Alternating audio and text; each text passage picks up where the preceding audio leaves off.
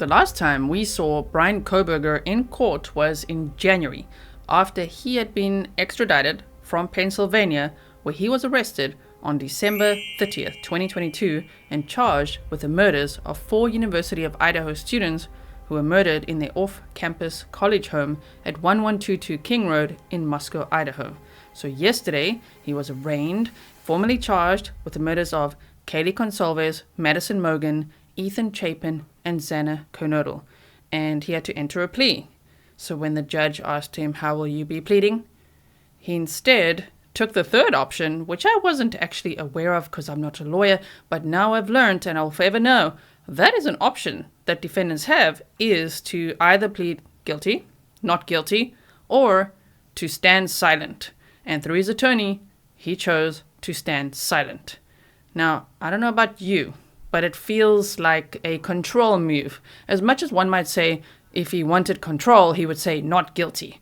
But I think based on him being he was a PhD criminal justice student, he knows how the system works, and I'm not saying he's playing it by any means. I'm just saying it felt like a power move. It felt like taking some control back for himself, because remember, a grand jury indictment is secret, so meaning he didn't know about it. And then suddenly he heard, "You've been indicted by a grand jury. Off you go to court. You're not going in June, you're going now." And there he was, for all the world to see. The second hearing that took place, there were actually 3 hearings that took place yesterday. The arraignment, then there was a scheduling conference, and a motions hearing. The other 2 are related to the gag order and Kaylee Goncalves' family, through their attorney, also wanting to speak to the media and appealing that gag order, as well as the Associated Press and mainstream media appealing this gag order. So that's what that is all about. The judge decided that he's not going to say yesterday or today what the outcome of those hearings are, but he has instead set a hearing for June the 9th to discuss the outcome of those hearings, as well as to discuss whether cameras will be allowed in the courtroom or not for the trial. So if you missed it, Bryan Kohberger's trial has been set to start on October 2nd, 2023. Whether it will or not, we'll have to wait and see, because we know a lot of times in these cases, things get postponed, extended, delayed, and things like that. But sometimes they surprise us. It might happen in October. Imagine if it does. If it does, and there will be cameras allowed in the courtroom, which I'm a little nervous about, knowing how Idaho is. If you remember the Lori Vallow trial, sometimes they're like, okay, no cameras. So if there's cameras and we can stream it, we're going to watch it together. Also, important to note, after the arraignment yesterday, the judge said that the prosecution now has 60 days to indicate whether they'll be seeking the death penalty in this case or not. My guess is that they will indicate that they're going to seek the death penalty in this case. But let me know in the comments below what you think.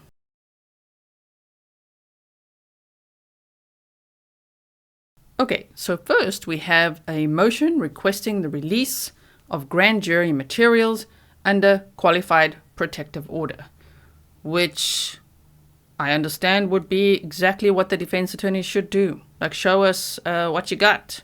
What did you present to the grand jury? Comes now Bryan C. Kohberger, by and through his attorney, and C. Taylor, public defender, hereby moves the court for an order to allow for release of the grand jury materials to be disclosed pursuant to a qualified protective order as follows. 1. The materials and any and all information contained therein shall be disclosed only to A. All legal counsel representing Bryan Kohberger and the Latah County Prosecuting Attorney's Office. Further, all persons on Mr. Kohberger's defense team and the Office of the Latah County Prosecuting Attorney shall observe the terms of the Qualified Protective Order issued in conjunction with this Qualified Protective Order. B. Any expert witnesses, investigator, or consultant of Bryan Kohberger's defense team and the Latah County Prosecuting Attorney's Office for whom access to the materials is necessary to perform a duty with respect to this case. C. Any personnel of the court and court reporters retained to record and transcribe testimony in this case. 2. The materials and any and all information contained therein shall be used only for the purpose of litigating this action. 3. The production of the materials shall not constitute a waiver of any privilege or other claim or right of withholding or confidentiality which by Bryan Kohberger may have. Dated this 19th day of May, 2023, and you can see it signed there by Ann Taylor. Then we have the next one, motion to enlarge time to file pre-trial motions and memorandum in support. Again, based on the 51 terabytes and 10,000 photos and everything else that they have, I'm not surprised by this, but they say, comes now Bryan C. Kohberger, by and through his attorney, Ann C. Taylor, public defender, hereby moves the court for an order enlarging the time for the filing of pretrial motions in this matter. Procedural history. The indictment for the above-titled matter was filed on May 16, 2023. Counsel for the defendant filed its initial request for discovery on January 10, 2023. Counsel for the defendant filed a motion to make available the record of all proceedings of the grand jury on May 19, 2023. Based on the amount of time it will likely take to receive and review all grand jury materials for this matter, counsel will need additional time to file pretrial motions pursuant to Idaho Criminal Rule 12. You'll see, to me, the layman or laywoman, it sounds like delays. But I don't know, let me know what you think. Request. Counsel requests enlargement of time to file pretrial motions of at least 28 days from the receipt of the requested grand jury materials and other discovery materials previously requested.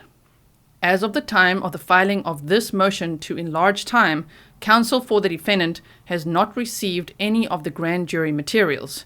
The review of such materials are critical to the adequate preparation of the defendant's defense and will cause counsel for the defendant to likely file pretrial motions regarding various evidentiary issues, challenges to the grand jury, and possible motions for suppression of evidence. Counsel makes this request for the enlargement of time based on the belief the defendant will be subject to prejudice, harmful error, and inadequate defense without the opportunity review the grand jury materials prior to the filing of pretrial motions. Conclusion. Based on the foregoing reasons, counsel requests enlargement of time to file pretrial motions. If argument is required on the matter, the defendant requests 10 minutes time. Okay, dated this 19th day of May, 2023. There's 2 more documents. This one is 5 pages. Motion to make available the record of all proceedings of the grand jury pursuant to ICR 6.2. Comes now Bryan C. Kohberger, by and through his attorney, Ann C. Taylor, public defender, hereby moves the court for an order directing the clerk of the court to unseal the record and make it available to allow for examination and to allow for the preparation of transcriptions of all of the proceedings conducted by the grand jury in the above entitled matter, except for the deliberation portion of the proceedings. Counsel specifically requests that the following be included in the record to be provided. 1. A copy of any and all petitions for summoning a grand jury related to this case or these charges. 2. A copy of any and all order or orders assigning judge related to this case or these charges. 3. A copy of any and all order to summons jurors and notice of hearing. 4. A transcript of the initial seating of the grand jury, which ultimately heard evidence in the case against the defendant. The transcript should include, but is not limited to, a list of all prospective jury pool, administration of the oath to prospective grand jurors, voir dire of prospective grand jurors by the prosecutor and the court, and any questionnaires or instructions given to prospective grand jurors, as well as a list of all persons present. 5. Verbatim transcript of the proceeding in which evidence against the defendant was presented to the grand jury. In addition to a record of testimony presented to the grand jury, that transcript should include a record of comments of the court and prosecuting attorney and deputy prosecuting attorneys to the grand jury, whether in opening statement or closing remarks or response to questions by the grand jury, and any questions submitted by the grand jury, whether oral or written, as well as a list of all persons present during the proceeding. 6. A copy of the jury instructions provided to the grand jurors who heard the evidence against the defendant. 7. A list of the names of the grand jurors who heard the evidence against the defendant. 8. A copy of any and all documents or records and a transcript of any and all proceedings containing information related to the following matters addressed in the relevant Idaho criminal rules provided below, if not otherwise already included in the record created above. A. The number of grand jurors and presence of a quorum per Idaho criminal rule 6A. B. The summoning of the grand jury per Idaho Criminal Rule 6B. C. The impaneling of the grand jury per Idaho Criminal Rule 6C. D. The grand jury presiding juror oath and duties per Idaho Criminal Rule 6D. E. The deputy presiding juror oath and duties per Idaho Criminal Rule 6E. F. The charge to the jury per Idaho Criminal Rule 6F. G. The excuse of any juror per Idaho Criminal Rule 6G. H. Any evidence presented to the grand jury per Idaho Criminal Rule 61B1.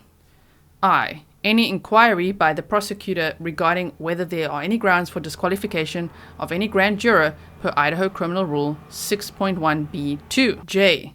Any list of elements of offenses provided by the prosecutor per Idaho Criminal Rule 6.1b3. K. Any advice given by the prosecutor regarding the standard for probable cause or person's refusal to testify per Idaho Criminal Rule 6.1b4.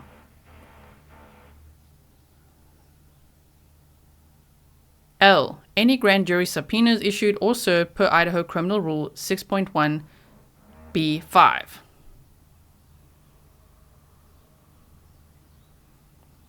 M. Any opening statements or jury instructions on applicable law provided by the prosecutor, whether oral or written, per Idaho Criminal Rule 6.1b6. N. Any indictment prepared by the prosecutor for consideration by the grand jury or at the request of the grand jury per Idaho Criminal Rule 6.1b7. O. All recorded proceedings in this case per Idaho Criminal Rule 6.2a.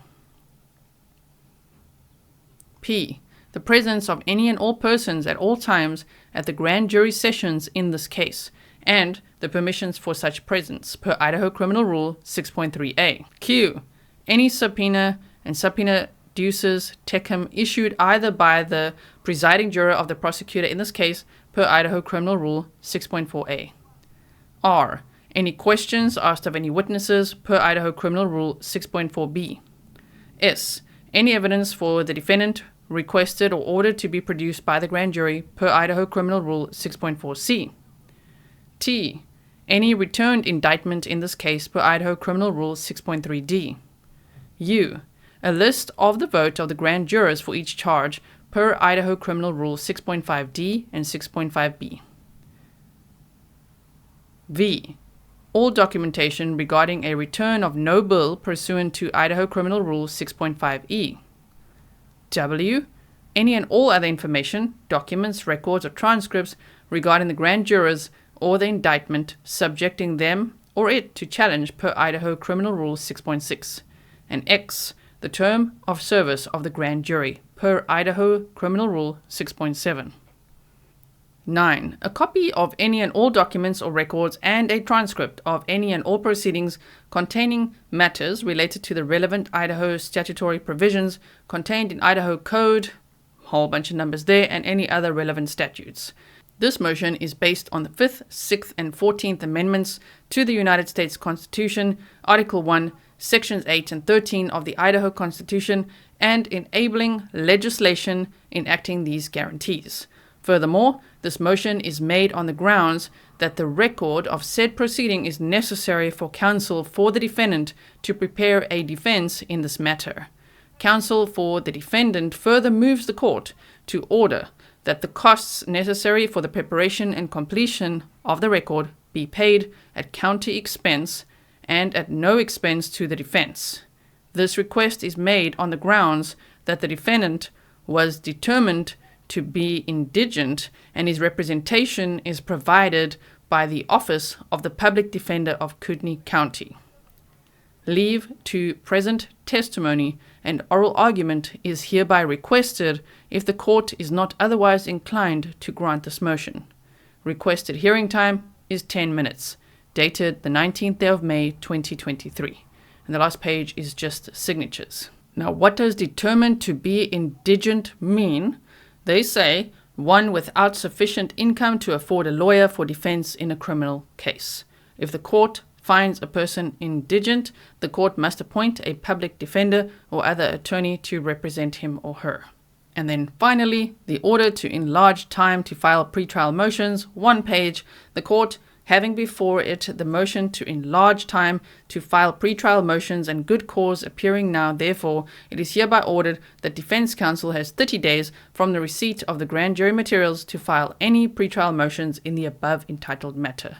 Also dated on the 19th of May 2023. So those are all the latest documents, all in one place. I hope this has helped to keep you up to speed on everything, that now you've heard what happened yesterday in case you missed it, all the bullet points, okay, everything that's happened. Thank you so much for watching, and I will see you in the next one. Stay safe.